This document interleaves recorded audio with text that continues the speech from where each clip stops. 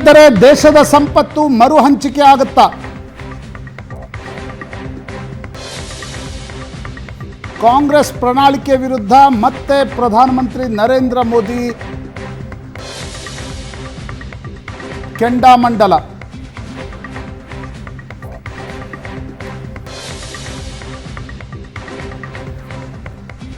ರಾಜಸ್ಥಾನದಲ್ಲಿ ಸಂಪತ್ತಿನ ಸಮಾನ ಹಂಚಿಕೆಯ ರಾಹುಲ್ ಗಾಂಧಿ ಐಡಿಯಾ ಬಗ್ಗೆ ನರೇಂದ್ರ ಮೋದಿ ತರಾಟೆ.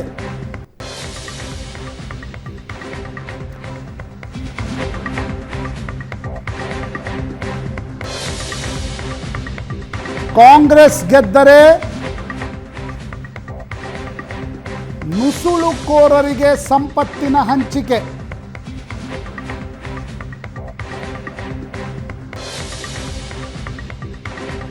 ಕಾಂಗ್ರೆಸ್ ಪ್ರಣಾಳಿಕೆ ವಿರುದ್ಧ ನರೇಂದ್ರ ಮೋದಿ ಟೀಕಾಸ್ತ್ರ.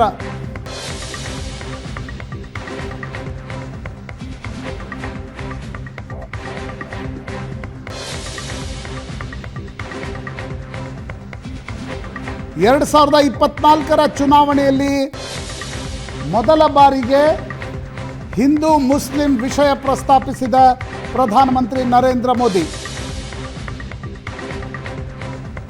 ನರೇಂದ್ರ ಮೋದಿ ಮೊದಲ ಹಂತದ ಚುನಾವಣೆಯ ನಂತರ ಹತಾಶರಾಗಿ ಹಿಂದೂ ಮುಸ್ಲಿಂ ಹೇಳಿಕೆ ನೀಡುತ್ತಿದ್ದಾರೆ ಎಂದು ಕಾಂಗ್ರೆಸ್ ಕಿಡಿ.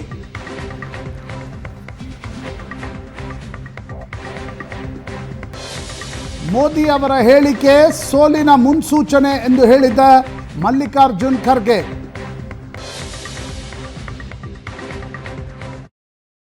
%90 आबादी की इस देश में हिस्सेदारी है ही नहीं। किसी को चोट लगती है तो पहला काम डॉक्टर कहता है एक्सरे कराओ। एक्सरे से सच्चाई दिख जाती है। एक्सरे के बाद डॉक्टर सही निर्णय ले सकता है। इसीलिए हमने वायदा किया है कि जैसे ही हमारी सरकार आएगी, जो हमने तेलंगाना में किया, जाति जनगणना को हम पूरे देश में इंप्लीमेंट कर देंगे। देश का एक्सरे कर देंगे, दूध का दूध, पानी का पानी हो जाएगा।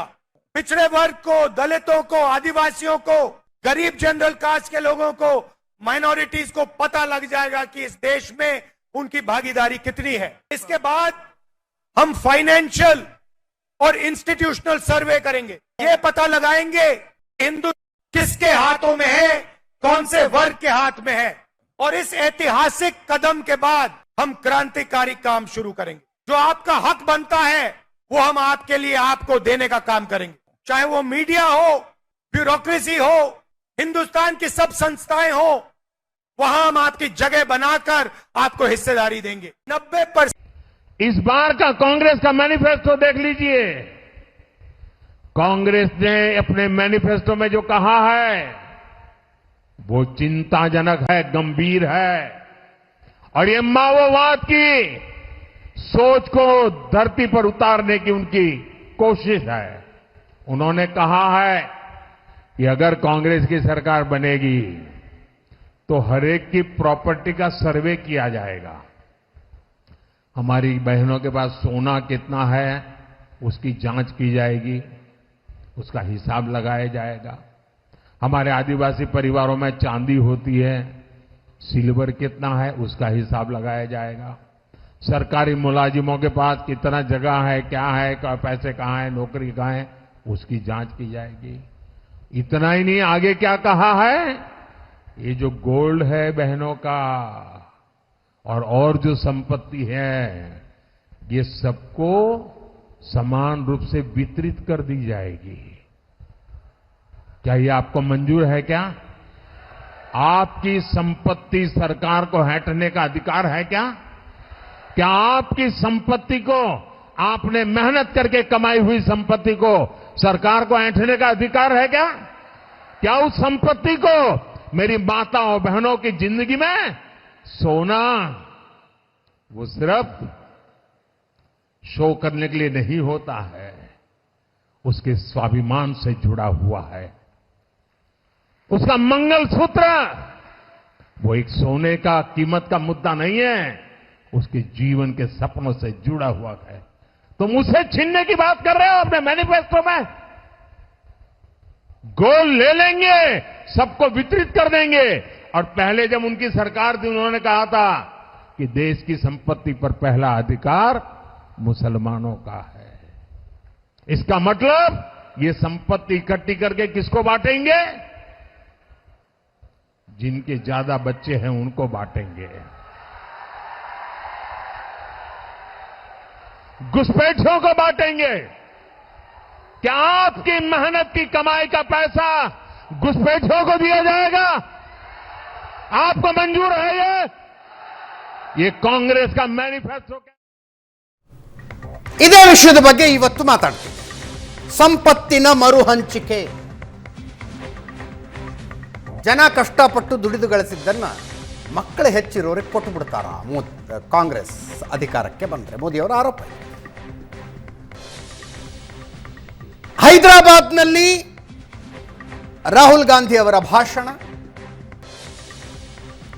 2006ರಲ್ಲಿ ಆಗ ಪ್ರಧಾನಿಯಾಗಿದ್ದ ಮನಮೋಹನ್ ಸಿಂಗ್ರ ಭಾಷಣ ಮತ್ತು ಪ್ರಣಾಳಿಕೆ ಮೂರನ್ನು ಒಂದಕ್ಕೊಂದು ಸೇರಿಸಿ ಮೋದಿ ಈ ಆರೋಪವನ್ನು ಜೈಪುರದಲ್ಲಿ ಮಾಡಿದ್ದಾರೆ.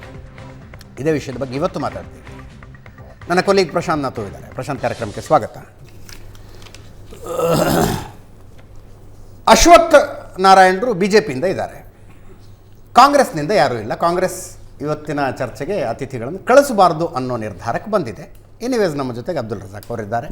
ಕಾಂಗ್ರೆಸ್ನ ಪಾಯಿಂಟ್ ಆಫ್ ವ್ಯೂನ ಅವರು ಹೇಳಬಹುದು ಅನ್ನೋದು ನನ್ನ ನಿರೀಕ್ಷೆ. ಹಿರಿಯ ಪತ್ರಕರ್ತರಾದ ರವೀಂದ್ರ ರೇಷ್ಮೆ ಅವರು ಇದ್ದಾರೆ. ಕಾರ್ಯಕ್ರಮಕ್ಕೆ ಸ್ವಾಗತ. ರವೀಂದ್ರ, ಪ್ರಶಾಂತ್, ಈ 1930-40ರಲ್ಲಿ ರಷ್ಯಾದಲ್ಲಿ ಚರ್ಚೆ ಆಗ್ತಿತ್ತು, ಚೀನಾದಲ್ಲಿ ಚರ್ಚೆ ಆಗ್ತಿತ್ತು, ಆಸ್ತಿ ಮರು ಹಂಚಿಕೆ, ಸೋಷಿಯಲಿಸಮು. ಈಗ ಮತ್ತೆ ಭಾರತದಲ್ಲಿ ಚರ್ಚೆ ಆಗ್ತಾ ಇದೆ. ಅಜಿತ್ ನೋಡಿ, ನನಗನ್ಸುತ್ತೆ ರೀಡಿಸ್ಟ್ರಿಬ್ಯೂಷನ್ ಆಫ್ ವೆಲ್ತ್ ಏನಿದೆ, ಇದು ಒಂದು ಫೇಲ್ಡ್ ಕಮ್ಯುನಿಸ್ಟ್ ಐಡಿಯಾ. ಎರಡನೇ ಮಹಾಯುದ್ಧದ ನಂತರ ಸೋವಿಯತ್ ಯೂನಿಯನ್ 90ರಲ್ಲಿ ಯಾಕೆ ವಿಘಟನೆಗೊಳ್ತು? ಈ ಎಲ್ಲ ಐಡಿಯಾಗಳನ್ನು ಎಕ್ಸಿಕ್ಯೂಷನ್ ಮಾಡಲಿಕ್ಕೆ ಸಾಧ್ಯ ಆಗದೆ ಗೋರ್ಬಚೇವ್ ಫ್ರೀಡಮ್ ಬಗ್ಗೆ ಎಲ್ಲ ಮಾತಾಡಿದ್ರೆ ಬಿಡಿ ಅದನ್ನು. ಪೂರ್ವ ಯುರೋಪ್ನ ಹಲವು ರಾಷ್ಟ್ರಗಳು ನೋಡಿ, ಪಶ್ಚಿಮ ಯುರೋಪ್ನ ರಾಷ್ಟ್ರಗಳು ಬೇರೆ ಎಕನಾಮಿಯನ್ನು ಅಡಾಪ್ಟ್ ಮಾಡಿದ್ವು. ಪೂರ್ವ ಯುರೋಪ್ನ ರಾಷ್ಟ್ರಗಳು ಸೋವಿಯತ್ ಯೂನಿಯನ್ನ ಪ್ರಭಾವಕ್ಕೊಳಗಾಗಿ ಇದೇ ಮಾಡೆಲ್ಗಳನ್ನು ಅಡಾಪ್ಟ್ ಮಾಡಿದ್ವು, ಸೋತೋದ್ವು. ಚೈನಾ ಮಾತ್ರ ಎಕಾನಮಿಯನ್ನು ಫ್ರೀ ಮಾಡ್ತು, ಸರ್ಕಾರವನ್ನು ಟೈಟ್ ಕಂಟ್ರೋಲ್ನಲ್ಲಿ ಇಟ್ಕೊಳ್ತು.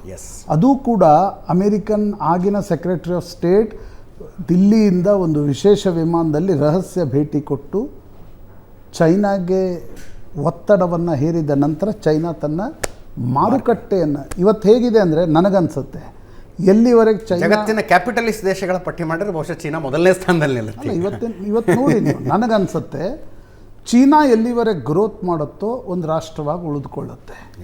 ಯಾವತ್ತು ಚೀನಾದ ಗ್ರೋತ್ ಸ್ಟೋರಿ ಸ್ಟ್ಯಾಗ್ನೇಟ್ ಆಗುತ್ತೋ ಅದು ಸೋವಿಯತ್ ಯೂನಿಯನ್ ಥರನೇ ವಿಘಟನೆಗೊಳ್ಳುತ್ತೆ. ಭಾರತದಲ್ಲಿ ಕೂಡ ಸ್ವತಂತ್ರ ಸಿಕ್ಕ ನಂತರ ಸೋಷಿಯಲಿಸ್ಟ್ ಐಡಿಯಾಸ್ಗಳನ್ನು ನಾನು ಹೇಳ್ತಿರ್ತಕ್ಕಂಥ ನೋಡಿ, ಈಗ ಭೂಮಿ ವಿಕೇಂದ್ರೀಕರಣದ ಕಾನೂನನ್ನು ತರಲಾಯಿತು.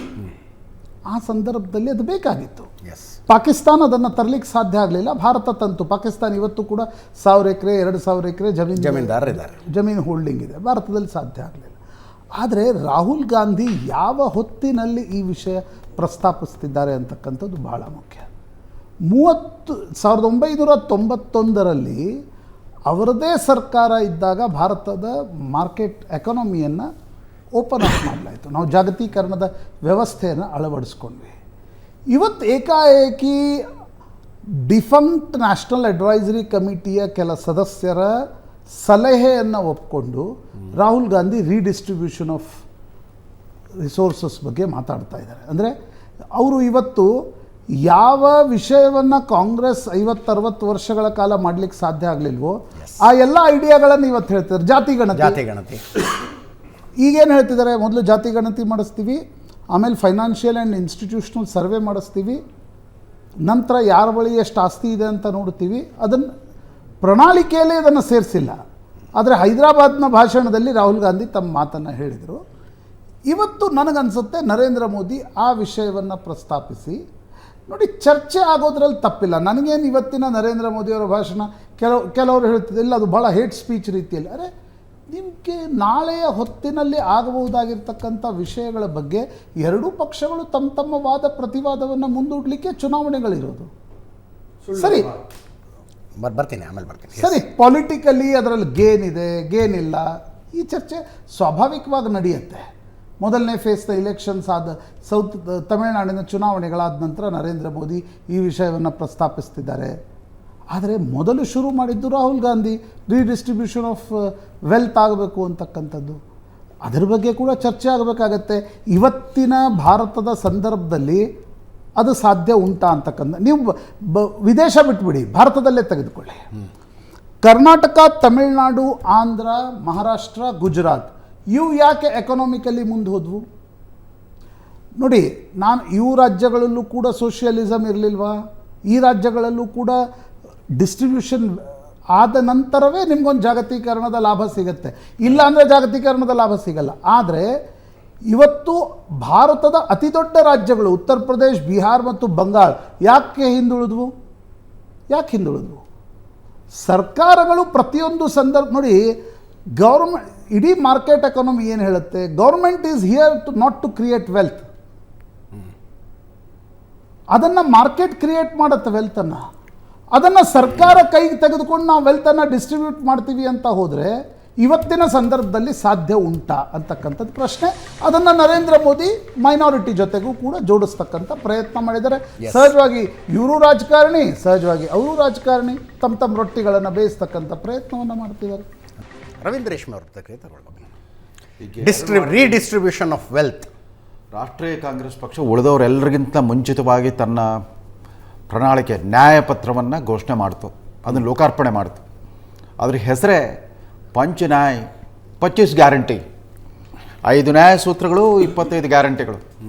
ಅಂದರೆ ಕರ್ನಾಟಕ, ತೆಲಂಗಾಣದಲ್ಲಿ ಯಶಸ್ವಿಯಾಗಿ ಪ್ರಯೋಗ ಮಾಡಿದ ಗ್ಯಾರಂಟಿಗಳ ರಾಷ್ಟ್ರೀಕರಣ ಮಾಡಿಬಿಡ್ತು.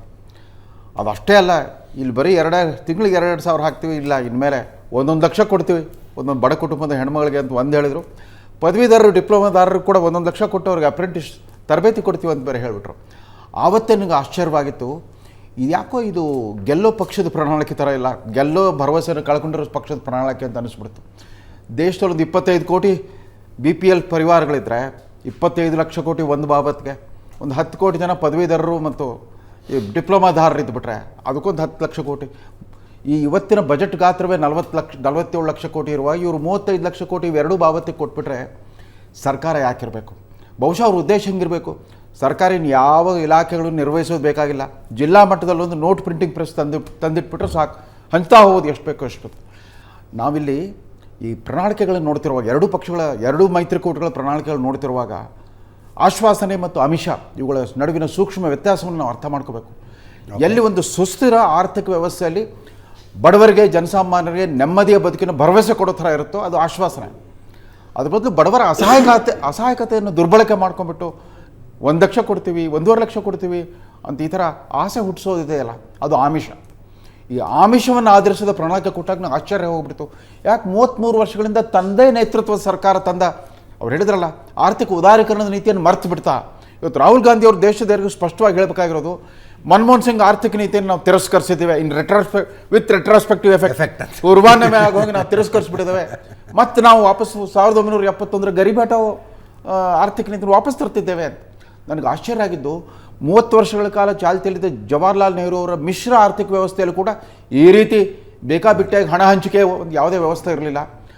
ಕಳೆದ 33 ವರ್ಷಗಳಿಂದ ಅಸ್ತಿತ್ವದಲ್ಲಿರುವ ಮನಮೋಹನ್ ಸಿಂಗ್ ಅವರ ಮುಕ್ತ ಮಾರುಕಟ್ಟೆ ಆರ್ಥಿಕ ವ್ಯವಸ್ಥೆಯಲ್ಲೂ ಕೂಡ ಈ ಥರದಕ್ಕೆ ಅವಕಾಶ ಇರಲಿಲ್ಲ.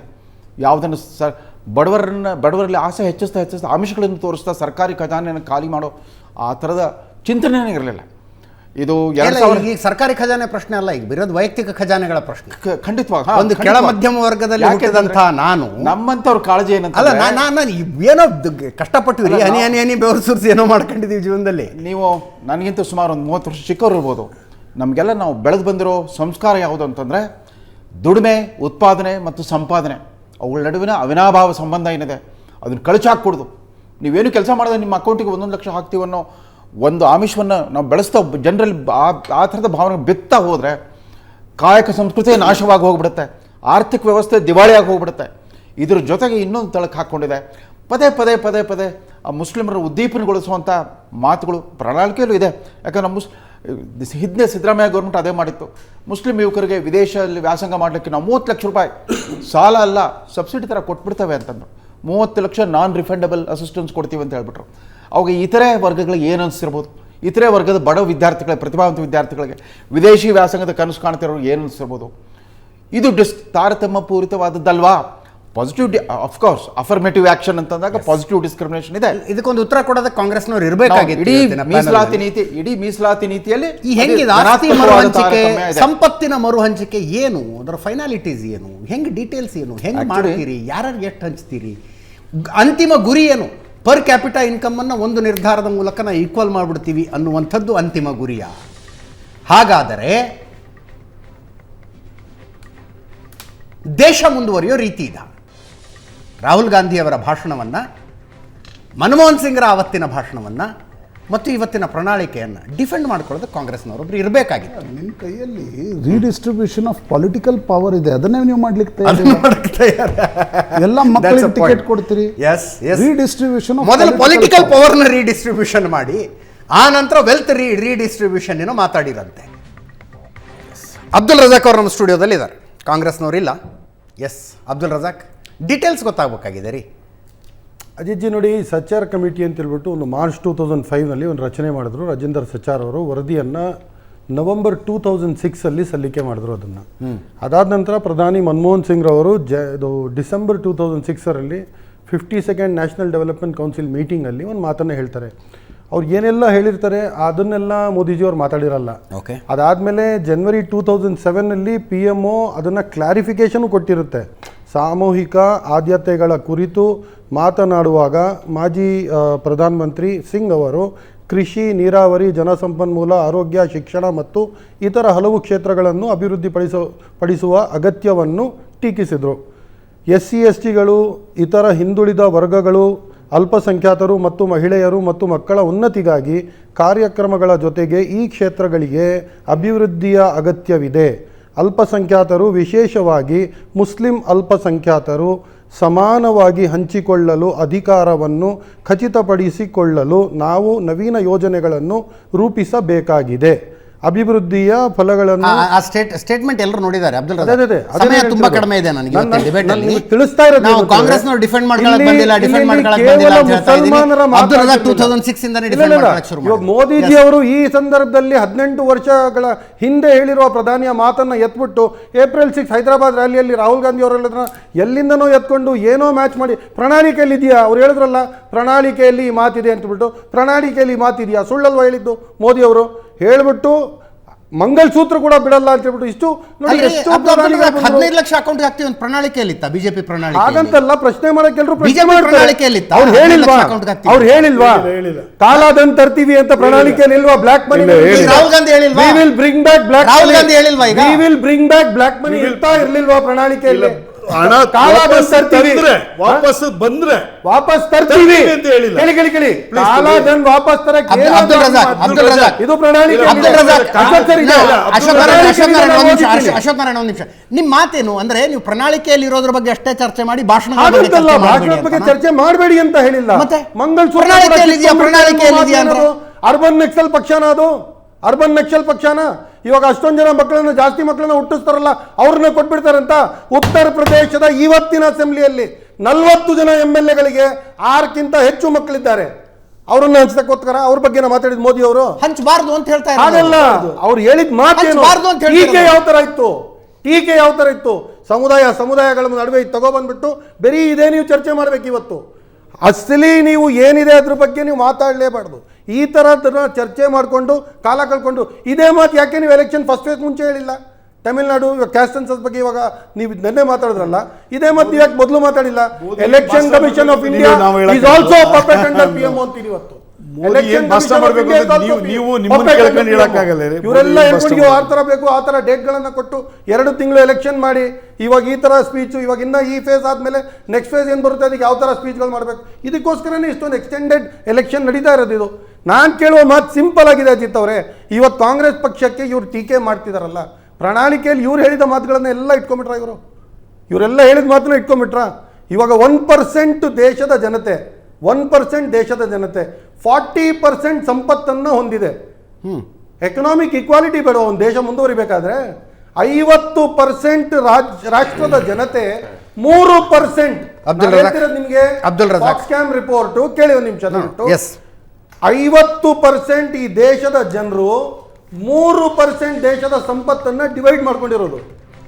ಅರ್ಥ ಆಗ್ತಿದೆಯಾ? 100ರಲ್ಲಿ 3 ರೂಪಾಯಿ. 50% of population of this country, 50% population, ಕೇವಲ 3%. ಅಂದ್ರೆ ಎಷ್ಟು ಇದರಲ್ಲಿ ಹಿಂದೆ ಹೆಂಗಿತ್ತು ಡಿಸ್ಟ್ರಿಬ್ಯೂಷನ್? ನಾನು ಇವತ್ತು ನೋಡಿ ದಿನದಿಂದ constitution of India economic equality ನಮ್ಮ ಸಂವಿಧಾನದಲ್ಲೂ ಇದೆ ಈಕ್ವಾಲಿಟಿ ಇರಬೇಕು ಜನರಲ್ಲಿ ಅಂತ. ಅಸಮಾನತೆ ಅಂದರೆ ಅದರ ಡೆಫಿನೇಷನ್ ನನ್ನ ಮನಸ್ಸಿನಲ್ಲಿ ಕ್ಲಿಯರ್ ಇದೆ. ಬೆಳೆಯುವ ಸಮಾನ ಅವಕಾಶಗಳಿಲ್ಲದೆ ಹೋದಾಗ ಅದು ಅಸಮಾನತೆ. ಬೆಳೆಯುವ ಕೇಳಿಸ್ಕೊಳ್ರಿ ಅಬ್ದುಲ್ ರಜಾಕ್, ಬೆಳೆಯುವ ಸಮಾನ ಅವಕಾಶಗಳಿಲ್ಲದೆ ಹೋದರೆ ಅದನ್ನು ಅಸಮಾನತೆ ಅಂತ ನಾನು ಕರಿತೀನಿ. Level playing field. ಅದು ಅಂಬಾನಿ ಪೆಟ್ರೋಲ್ ಬಂಕಲ್ಲಿ ಪೆಟ್ರೋಲ್ ಹಾಕ್ತಾ ಇದ್ದ ಮನುಷ್ಯ, ಅದಾನಿ ಇನ್ನೇನು ಇದ್ರು. ಹಾಗೆ ಆಗುವ ಅವಕಾಶ ನಿಮಗಿದೆ. ಇವತ್ತಿನ ಭಾರತದಲ್ಲಿ ಹಾಗಾಗೋ ಅವಕಾಶ ನಿಮಗಿದೆ. ಆ ಅವಕಾಶವನ್ನ ನಿಮಗೆ ನಿರಾಕರಿಸಿದರೆ ಅದನ್ನ ಅಸಮಾನ ಸಮಾಜ ಅಂತ ಅಸಮಾನ ಸಮಾಜ ಅಂತ ಅವಾಗ ದೇಶಕ್ಕೆ. ಬಿಜೆಪಿ ವಕ್ತಾರರು, ಮುಖ್ಯ ವಕ್ತಾರರು ಅಶ್ವಥ್ ನಾರಾಯಣರು ನಮ್ಮ ಜೊತೆಗಿದ್ದಾರೆ. ಅಶ್ವಥ್ ನಾರಾಯಣರೇ, ನೀವು ಅಂತೀರಪ್ಪ, ಮಾತೆತ್ತಿದ್ರು ಸರ್ವರಿಗೂ ಸಮಪಾಲು, ಸರ್ವರಿಗೂ ಸಮಬಾಳು, ಅದನ್ನ ಮಾಡ್ತೀವಿ ಅಂತ ಹೇಳ್ತಿದ್ದಾರೆ. ಯಾಕೆಷ್ಟು ಹಂಗಾಮ? ಸರ್ವರಿಗೂ ಸಮಪಾಲು, ಸರ್ವರಿಗೂ ಸಮಬಾಳು ಮಾಡಿ ಬೇಡ ಅಂತ ಹೇಳ್ತಾರೆ. ನೋಡಿ ಅಜಿತ್, ಈಗ ಇವರು ಪ್ರಶಾಂತ್ ನಾಥ್ ಅವರು ಮಾತಾಡ್ತಾ ಕೆಲವು ವಿಚಾರಗಳನ್ನು ಉಲ್ಲೇಖ ಮಾಡಿದ್ರು. ಯಾವುದೋ ಕಾಲದಲ್ಲಿ ಲ್ಯಾಂಡ್ ರಿಫಾರ್ಮ್ ಆ್ಯಕ್ಟನ್ನು ದೇವರಾಜ ಅರಸು ತೊಗೊಂಬಂದರು. ಇವತ್ತು ಅವಶ್ಯಕತೆ ಸಾಧ್ಯತೆ ಇದೆಯಾ ಅದನ್ನು ತರಲಿಕ್ಕೆ? ಆಗೋದಿಲ್ಲ. ಅದು ಯಾವುದೋ ಕಾಲಘಟ್ಟದಲ್ಲಿ ಮಾಡಬೇಕಾಗಿರ್ತಕ್ಕಂಥದ್ದನ್ನು ಇವತ್ತು ಮಾಡೋದು ತುಂಬ ಇದೆ. ನರೇಂದ್ರ ಮೋದಿ ಅವರು ಏನು ಹೇಳಿದ್ದಾರೆ, ಅವತ್ತಿನ ಕಾಲಘಟ್ಟಕ್ಕೆ ಅದು ಯಾಕೆ ಬೇಕಾಗಿತ್ತು ಅಂದರೆ ಲ್ಯಾಂಡ್ ವಾಸ್ ದ ಓನ್ಲಿ ಎಸ್ ನಾನು ಅದು ಸರಿ ಒಂದು ಆಸ್ತಿ, ಭೂಮಿ ಅಷ್ಟೇ ಆಸ್ತಿ. ಆವಾಗ ಸಮಾನ ಹಂಚಿಕೆ ಓಕೆ. ಡೆವಲಪ್ಮೆಂಟ್ ವಾಸ್ ಆದ್ರೆ ಇದು ಅವತ್ತು ಸರ್ಕಾರದಿಂದ ಬಳುವಳಿಯಾಗಿ ತೆಗೆದುಕೊಂಡಂಥ ಜಮೀನುಗಳು ಸುಮಾರು ಜನದ ಕೈನಲ್ಲಿ ಇತ್ತು. ಅದನ್ನು ತೆಗೆದುಕೊಂಡು ಬಾಕಿ ಉಳುವನೆ ಒಡೆಯ ಅಂತೇಳಿ ತೆಗೆದುಕೊಂಡು. ಅಂದರೆ ಇವತ್ತು ಆಗೋದಿಲ್ಲ ಆ ಥರ. ಇವತ್ತೆಲ್ಲ ದುಡ್ದು ಪ್ರಾಪರ್ಟಿ ಮಾಡಿರ್ತಕ್ಕಂಥದ್ದು. ಇಲ್ಲಿ ನರೇಂದ್ರ ಮೋದಿ ಹೇಳಿರ್ತಕ್ಕಂಥದ್ದು 2006 ಮನಮೋಹನ್ ಸಿಂಗ್ ಅವರು ಮಾತಾಡಿರ್ತಕ್ಕಂಥದ್ದು ಮತ್ತು ಇವತ್ತಿನ ಕಾಂಗ್ರೆಸ್ಸಿನ ಮ್ಯಾನಿಫೆಸ್ಟೋ ನ್ಯಾಯಪತ್ರ ಏನಿದೆ ಅದರಲ್ಲಿರ್ತಕ್ಕಂಥ ಅಂಶಗಳನ್ನು ಉಲ್ಲೇಖ ಮಾಡಿರ್ತಕ್ಕಂಥದ್ದು. ಕಾಂಗ್ರೆಸ್ನವ್ರಿಗೆ ಒಂದೇನಂತ ಹೇಳಿದ್ರೆ ಸರಿಯಾಗಿ ಓದೋದಿಲ್ಲ, ಹೋಮ್ವರ್ಕ್ ಮಾಡೋದಿಲ್ಲ. ಮೋದಿಯವರು ಏನು ಹೇಳಿದ್ದಾರೆ ಅನ್ನೋದ್ರೆ ಮನಮೋಹನ್ ಸಿಂಗ್ ಅವರು ಮಾತಾಡಿರ್ತಕ್ಕಂಥದ್ದು 2006 ಮಾತಾಡಿರ್ತಕ್ಕಂಥದ್ದನ್ನು ವೆಲ್ತನ್ನು ಈಕ್ವಲ್ ಡಿಸ್ಟ್ರಿಬ್ಯೂಷನ್ಸು, ಹೆಚ್ಚಿಗೆ ಎಷ್ಟಿರ್ತಾರೋ ಮಕ್ಕಳು ತಲೆ ಆದಾಯದ ಮೇಲೆ ಡಿಸ್ಟ್ರಿಬ್ಯೂಷನ್ನು ಅರ್ಥದಲ್ಲಿ ಮನಮೋಹನ್ ಸಿಂಗ್ ಅವತ್ತು ಮಾತಾಡಿದ್ದಾರೆ. ಅದನ್ನು ಉಲ್ಲೇಖ ಮಾಡಿ ಮಾತಾಡಿದ್ದಾರೆ. ಈ ದುಡಿಯೋ ವರ್ಗ ಒಂದು ಕಡೆ ಕುಂತು ಪಾಲು ಕೇಳೋ ವರ್ಗ ಇನ್ನೊಂದು ಕಡೆ ಇರ್ತದೆ. ನಾಳೆ ನಿಮ್ಮದೆಲ್ಲ ಅವ್ರು ಹೇಳಿದ್ದಾರೆ, ನಿಮ್ಮ ಮಂಗಳಸೂತ್ರನೂ ಪಾಲು ಕೊಡಬೇಕಾಗ್ತದೆ ಅನ್ನೋ ಅರ್ಥದಲ್ಲಿ ಅವ್ರು ಹೇಳಿದ್ದಾರೆ. ತಪ್ಪೇನಿದೆ? ಇವತ್ತು ಒಂದು ನಿಮಿಷ ಇದೆ, ಇವತ್ತಿನ ನೀವು ಮ್ಯಾನಿಫೆಸ್ಟೋ, ಕಾಂಗ್ರೆಸ್ಸಿನ ಮ್ಯಾನಿಫೆಸ್ಟೋ ತರಿಸ್ಕೊಂಡು ನೋಡಿ. 53ರಲ್ಲಿ ಮುಸ್ಲಿಂ ಲೀಗಿನ ಮ್ಯಾನಿಫೆಸ್ಟೋನು ತರಿಸ್ಕೊಂಡು ನೋಡಿ. 4-5 ಅಂಶಗಳು ಎರಡೂ ಒಂದೇ ಇದೆ ಸರ್. ಸ್ಪೆಲ್ಲಿಂಗ್ ವರ್ಡ್ಸ್ ಡಿಫ್ರೆನ್ಸ್ ಇರ್ಬೋದು. ನೀವು ಮ್ಯಾನಿಫೆಸ್ಟೋ ಇಟ್ಕೊಂಡು ನೋಡಿ, ನೀವು ಬೇಕಾದ್ರೆ ಅದ್ರ ಬಗ್ಗೆ ಚರ್ಚೆ ಮಾಡಿ. ನಾನು ತೊಗೊಂಬರ್ತೀನಿ, ಅದನ್ನು ಚರ್ಚೆ ಮಾಡೋಣ. ಇವರು ಮ್ಯಾನಿಫೆಸ್ಟೋದಲ್ಲಿ ಕೊಡಬೇಕಾದ್ರೆ ಇವರು ಏನು ಬೇಕಾದ್ರೂ ಕೊಡ್ಬೋದು. ಮ್ಯಾನಿಫೆಸ್ಟೋನಲ್ಲಿ ನಿಮ್ಮ ರಕ್ಷಣೆ ಮಾಡಿ. ಸಿದ್ದರಾಮಯ್ಯವ್ರ ಮನೆ 10,000 ಕೋಟಿ ಅಲ್ಪಸಂಖ್ಯಾತರಿಗೆ ನಾನು ಕೊಡ್ಲಿಕ್ಕೆ ತಯಾರಿದ್ದೀನಿ, ಕೊಡ್ತೀನಿ ಅಂತ ಹೆಂಗೆ ಹೇಳಿದ್ರು ಇವರು? ಯಾವ ಲೆಕ್ಕದಲ್ಲಿ ಹೇಳಿದ್ರು ಸರ್? ಕೊಟ್ಬಿಡ್ತಾರೆ ಅಂತಲ್ಲ ಸರ್, ಕೊಡ್ತಾರೆ. ಅಲ್ಲ ಒಂದು ನಿಮಿಷ ರೀ, ನಿಮ್ಮ ಮಧ್ಯೆ ಮಾತಾಡ್ಬಿಡಿ. ಕೊಡ್ತಾರೆ. ಇದೇನಂತ ಹೇಳಿದ್ರೆ ಫಸ್ಟು ನ್ಯೂಸ್ ಬಿಡ್ತಾರೆ, ಆಮೇಲೆ ಕನ್ಫರ್ಮ್ ಮಾಡ್ತಾರಲ್ಲ. ಆ ಥರ ಸಿದ್ದರಾಮಯ್ಯವ್ರದ್ದು, ಮನಮೋಹನ್ ಸಿಂಗ್ ಅವ್ರದ್ದು, ರಾಹುಲ್ ಗಾಂಧಿ ಅವ್ರದ್ದು. ಇವರು ಅಧಿಕಾರ 30 ವರ್ಷ ಇವ್ರ ಕೈನಲ್ಲಿದ್ದ, ಇವ್ರ ಕೈನಲ್ಲಿ ಮಾಡಲಿಕ್ಕಾಗಲಿಲ್ಲ. ಇವತ್ತು ರಜಾಕ್ ಅವ್ರ ಸ್ನೇಹಿತರು ಮಾತಾಡ್ತಾ ಹೇಳೋರು, 3 ಜನದ ಕೈನಲ್ಲಿ ಈ ದೇಶದ ಎಕಾನಮಿ ಇದೆ, 3 ಜನದ ಕೈನಲ್ಲಿ ದೇಶದ ಆಸ್ತಿ ಇದೆ ಅಂತೇಳಿ. ಲ್ಯಾಂಕೋ ಆ್ಯಂಡ್ ಕಂಪ್ನಿ ಅಂತೇಳಿ ನಿಮ್ಗೆ ಚೆನ್ನಾಗಿ ಗೊತ್ತಿರಬೇಕು. ಆಂಧ್ರದ ಕಾಂಗ್ರೆಸ್ಸಿನ MP 36,000 ಕೋಟಿ ಸಾಲ ತಗೊಂಡು ಪಾಪರ್ ಎದ್ದೋಗ್ಬಿಟ್ಟ ಸರ್. ಯಾರ್ದು ದುಡ್ಡದು? ಬ್ಯಾಂಕಿಂಗ್ ಕ್ಷೇತ್ರ ಮುಳುಗೋಯ್ತು ಸರ್. ಅವಾಗ ಯಾವಾಗಲೂ ಸಿದ್ದರಾಮಯ್ಯನವರು ಮಾತಾಡ್ತಾರೆ, ಬ್ಯಾಂಕ್ನ ಮುಳುಗಿಸ್ಬಿಟ್ರು, ಬ್ಯಾಂಕ್ನ ಮಾರ್ಬಿಟ್ರು, ಇವರು ನರೇಂದ್ರ ಮೋದಿಯವರು ಬಂದು HMT ITI ಬ್ಯಾಂಕ್ಗಳನ್ನು ಮುಳುಗಿಸಿದ್ದು ನರೇಂದ್ರ ಮೋದಿಯವರ. ಇವತ್ತು ಬ್ಯಾಂಕ್ ಪ್ರಾಫಿಟಲ್ಲಿದೆ ಸರ್. ಕಾರಣ ಏನು? ಇವರು ಇಷ್ಟ ಬಂದವರಿಗೆಲ್ಲ ಲೋನ್ಗಳನ್ನು ಕೊಟ್ಟು ಸರ್, ಅವನು ಲಾಸ್ ಆದ್ಮೇಲೆ ಒಂದು ನಿಮಿಷ ಅಬ್ದುಲ್ ರಜಾಕ್ ನೋಡಿ, ಲ್ಯಾಂಕೋನ್ ಕಂಪನಿ ಅಂತ ಹೇಳ್ಬಿಟ್ಟು ಅವನು ಕರ್ನಾಟಕದಲ್ಲಿ ಕಾಂಟ್ರಾಕ್ಟರ್ ಆಗಿದ್ದ ಸರ್. ಅವನು ಆಂಧ್ರದ ಕಾಂಗ್ರೆಸ್ಸಿನ MP, ಅವನು 26,000 ಕೋಟಿ ಸಾಲ ತಗೊಳ್ತಾನೆ, ಮತ್ತೆ 6,000 ಕೋಟಿ ಸಾಲ ತಗೊಳ್ತಾನೆ. ಸಾಲ ಮತ್ತು ಅಸಲು ಬಡ್ಡಿ ಯಾವ ಇಸ್ವಿ?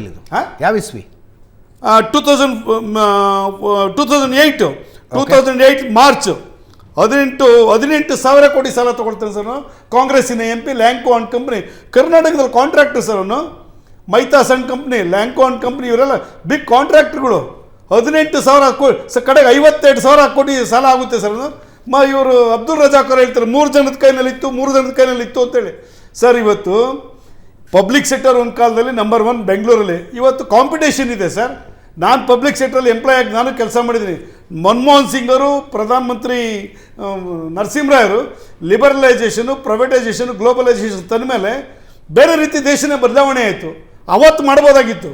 ಅವತ್ತು ಆಗದೆ ಇರ್ತಕ್ಕಂಥದ್ದನ್ನು ಇವತ್ತು ರಾಹುಲ್ ಗಾಂಧಿಯವರು ಅವತ್ತು ಹೇಳಿದಂಥ ಮನಮೋಹನ್ ಸಿಂಗ್ ವಿಚಾರಗಳನ್ನು ನೀವು ಮ್ಯಾನಿಫೆಸ್ಟೋದಲ್ಲಿ ಹಾಕೊಂಡು ಮತ್ತೆ ಇಂಪ್ಲಿಮೆಂಟ್ ಮಾಡ್ತೀನಿ ಅಂತ ಹೇಳಿದ್ರೆ, ನೀವು ತೆಗೆದು ನೋಡಿ ಇವತ್ತಿನ ಮ್ಯಾನಿಫೆಸ್ಟೋ, ಕಾಂಗ್ರೆಸ್ಸಿನ ನ್ಯಾಯಪತ್ರ ಏನು ಮುಸ್ಲಿಂ ಲೀಗ್ ಏನು ನಡೀತಾ ಅದರ 4 ಪಾಯಿಂಟ್ಗಳನ್ನು ಹಾಕಿದ್ರು. ಉದ್ಯೋಗದ ಬಗ್ಗೆ, ಸೆಕ್ಯೂರಿಟಿ ಬಗ್ಗೆ, ಆಸ್ತಿ ವಿಚಾರದ ಬಗ್ಗೆ.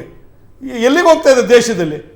ಯಾರೋ ದುಡಿಯೋದು 10 ಜನ ದುಡಿಯೋದು, 30 ಜನ ಕೂತ್ಕೊಂಡು ತಿನ್ನೋದು, 30 ಜನ ಕೂತ್ಕೊಂಡು ಪಾಲ್ ಕೇಳೋದು ಅಂತ ಹೇಳಿದ್ರೆ ಅಬ್ದುಲ್ ರಜಾಕ್ ಇದನ್ನು ಹೆಂಗೆ ಡಿಫೈನ್ ಮಾಡ್ಕೊಳ್ತಾರೆ? ಅಜಿತ್ ಜಿ ನೋಡಿ, ಸಚ್ಚಾರ್ ಕಮಿಟಿ ರಿಪೋರ್ಟ್ ಪ್ರಕಾರ ಮುಸ್ಲಿಂ ಸಮುದಾಯ SC ST ಗಿಂತ ಹಿಂದುಳಿದ ವರ್ಗವಾಗಿದೆ ಅಂತ ಹೇಳ್ಬಿಟ್ಟು 2006 ಅವರು ರಿಪೋರ್ಟ್ ಕೊಟ್ಟ ನಂತರ ಇವರು ನ್ಯಾಷನಲ್ ಡೆವಲಪ್ಮೆಂಟ್ ಕೌನ್ಸಿಲ್ ಅಲ್ಲಿ ಹೇಳಿದ್ದೇನು, ಎಲ್ಲವನ್ನ ಎತ್ಬಿಟ್ಟು ಮುಸಲ್ಮಾನರು ಕೊಟ್ಬಿಡ್ತೀವಿ ಅಂತ ಹೇಳಿಲ್ಲ.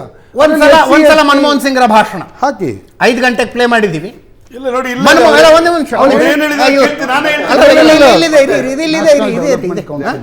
ನ್ಯಾಷನಲ್ ಡೆವಲಪ್ಮೆಂಟ್ ಕೌನ್ಸಿಲ್ ನಲ್ಲಿ ಮನಮೋಹನ್ ಸಿಂಗ್ ಅವರು ಮಾತಾಡಿದ್ದು.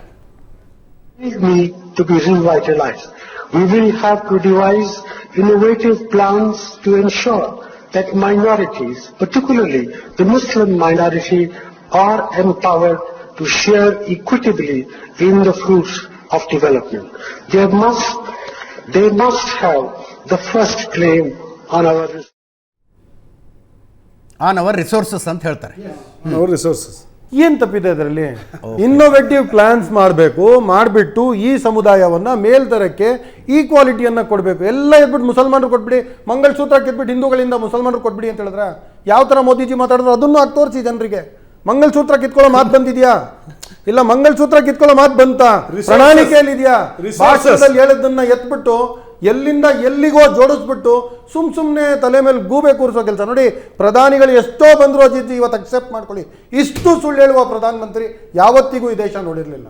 ಇಷ್ಟು ಕೀಳು ಮಟ್ಟದ ರಾಜಕಾರಣ ಯಾವ ಪ್ರಧಾನಿನೂ ಮಾಡಿರ್ಲಿಲ್ಲ. ಅವ್ರು ಹೇಳಿದ್ದಾರೆ, ಇದು ಬೇಕಾಗಿರ್ಲಿಲ್ಲ. ಮನಮೋಹನ್ ಸಿಂಗ್ ಮಾಡ್ತಾರೆ